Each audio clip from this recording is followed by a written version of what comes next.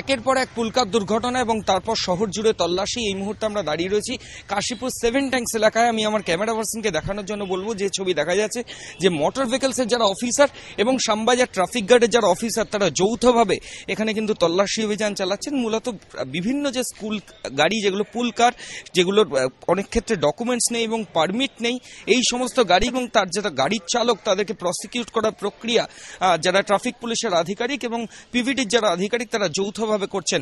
গতকাল থেকে এই প্রসেস শুরু হয়েছে। ইতিমধ্যেই ট্রাফিক পুলিশ সূত্রে খবর 22টারও বেশি গাড়ি এই শ্যামবাজার এলাকায় যেগুলো বেআইনিভাবে পুলকার হিসাবে ব্যবহার করা হয় সেই গাড়িগুলোকে কিন্তু তল্লাশি করা হয়েছে এবং সেই গাড়িগুলোর বিরুদ্ধে আইনানুগ ব্যবস্থা নেওয়া হয়েছে।